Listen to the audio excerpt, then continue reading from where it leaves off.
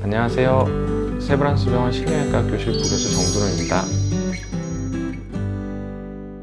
뇌동맥류란 뇌혈관이 풍선처럼 부풀어 올라서 결국에는 추후에 파열되면서 뇌출혈을 유발하는 병입니다. 정확한 원인은 알려져 있지 않지만 혈관벽에 피가 계속 부딪히게 되면 혈관벽의 탄력이 어느 순간 떨어지게 되고, 그 탄력이 떨어진 혈관에 계속 심장이 뛸 때마다 피가 부딪히게 되면 결국에는 꽈리처럼 풍선처럼 혈관이 부풀기 시작합니다. 그래서 한번 부풀기 시작하면 계속 혈관이 그 안에 충격을 가하기 때문에 이것이 점점 커지게 되고 어느 순간 파열하게 되는 것입니다. 뇌동맥류는 파열하는 순간 극심한 두통을 겪으면서 보통 의식을 잃고 쓰러지거나 간질 경기를 한다든지 한쪽 마비가 온다든지 이런 전형적인 뇌졸중의 증상들이 생깁니다. 하지만 비파열성 뇌동맥류의 경우 무증상으로 검진을 통해서 발견하지 않는 한은 미리 알 수 있는 증상들은 극히 드뭅니다. 가장 흔한 방법은 비침습적인 MRA가 가장 흔하다고 볼 수 있겠습니다. MRA보다는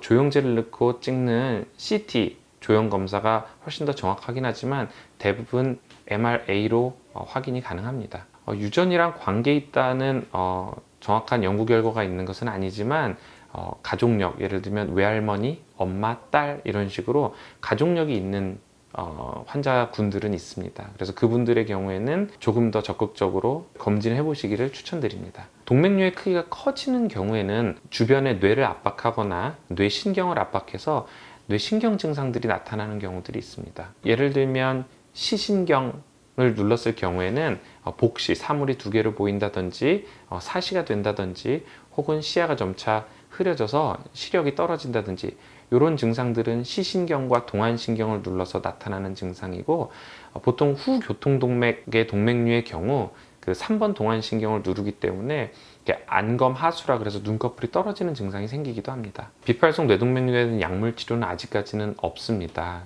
대부분은 미리 발견해서 파열 전에 예방적으로 치료하는 것이 중요한데요. 대부분 다 전신 마취를 통한 수술적 치료입니다.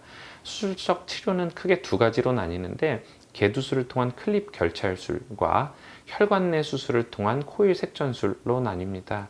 그래서 전문가와 상의를 하여 과연 나에게 있는 비파열성 뇌동맥류가 반드시 예방적 치료가 필요한 상태인지를 확인을 하고, 동맥류의 위치, 모양, 크기에 따라서 개두술 및 클립 결찰술이 안전한 경우에는 개두술 및 클립 결찰술을 시행할 수 있고, 코일 색전술이 안전한 경우에는 코일 색전술을 시행할 수도 있겠습니다. 비파열성 뇌동맥류는 따로 예방하는 방법이 있지는 않으나 흡연 그리고 고혈압이 연관성이 있다고 잘 알려져 있습니다.